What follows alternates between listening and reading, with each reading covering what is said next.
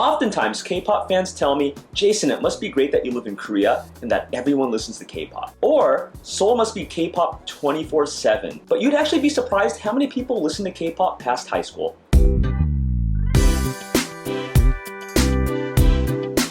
Now, many Koreans' music tastes change during high school as they phase out of K-pop, and especially during university. Now, of course, I'm not saying that university students, people in their 30s, 40s, or even 50s don't like K-pop, but there are a lot of Koreans that make that jump after high school from K-pop to non-K-pop music. And to continue on with that, the very first reason is that many Koreans actually grow out of K-pop. Now, if you guys don't know, high school is probably one of the most stressful times as a student here in Korea. They study for a test called the Suneung, which is the Korean SATs, and they're a lot harder than the American SATs. So since these high school students are busy studying for the Suneung, they have less time to actually keep up with their K-pop stars as they did in middle school or even elementary school. Also, high schoolers are growing up, almost becoming adults when they go into university, and thus they don't want to be labeled as listening to teenage bubblegum pop music. Which brings me up to my next point. A lot of these students going from high school to university transition into Korean indie music, Korean hip-hop, American music, electronica, or Korean ballads. And this goes especially for American music, where a lot of students in university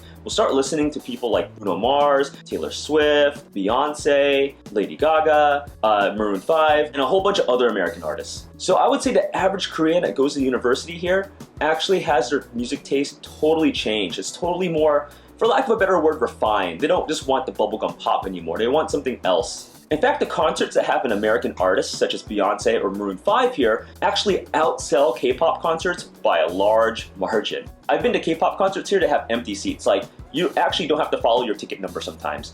Another thing is hip-hop is huge here in Korea. Now, if you go to a Korean hip-hop concert on a Friday or Saturday night, it will be packed. Another reason is K-pop actually isn't really popular with the male students, not even in middle school. Middle school students play video games, whether it's mobile gaming or whether it's PC games such as League of Legends or the newly released Overwatch. So going off that, the majority of fans in middle school and high school are females. They've been to over 300 concerts here in Korea as media, and in every single concert, it's usually been a 90% ratio of females. The only concerts I've been to here that have a 50% girl to guy ratio are usually hip-hop concerts, but any K-pop concerts will usually have 90% females. In fact, when I go to concerts, I usually count the number of guys in the concert. A lot of males that I see at K-pop concerts are actually dragged by their girlfriends. So you'll usually see very few males at K-pop concerts. And this belief that many K-pop fans in middle school and high school are female isn't just shared by me. I actually talked to a lot of my friends that teach in public elementary schools here in Seoul, and they have the same conclusion as me. The female students in both middle school and high school will passionately talk about K-pop and their favorite biases and who they like the best and their favorite songs, while the male students just won't care. They just rather like play sports or talk about video games. And this even goes with my personal teaching experience. Now, I never taught middle school or high school, but I have taught university for 4 years. I found that a lot of my students didn't like K-pop at all. And a lot of students actually tell me this, "Teacher, you like K-pop more than us. We actually grew up with it, but we don't like it as much anymore, or we don't even know who the most popular bands are outside of EXO or BTS or Big Bang." Moving on to our next reason, there's this stigma in K-pop where once you reach a certain age, it becomes uncool to listen to it. And this is similar to someone in the US listening to teenage bubblegum pop. When you get to like your 20s or especially your 30s, they'll say, "Really? You still listen to that?" And it's the same thing with K-pop. And in fact, I had one of my friends that actually is a foreigner and she visits Korea often. And when she visited Korea, one of her Korean friends asked who was her favorite band, and she said Big Bang. This Korean friend said, "Really? You still listen to them?" And Big Bang's one of those outliers. Big Bang's one of those groups that actually do have a sizable audience after high school. A lot of university students actually still listen to Big Bang. That's how universally loved they are. Korean friends still clumped Big Bang into one of those teenage bubblegum pop groups.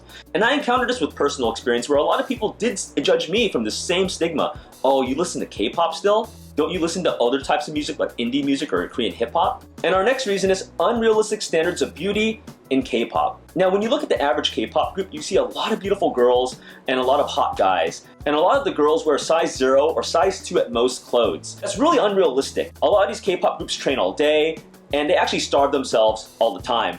And a lot of these high schoolers that transition to university see that that's just not realistic. It's a fantasy to have this ideal image of this is what you need to look beautiful. And there's a huge backlash from a lot of these people that transition out of K-pop. Like, no, that they're not as real.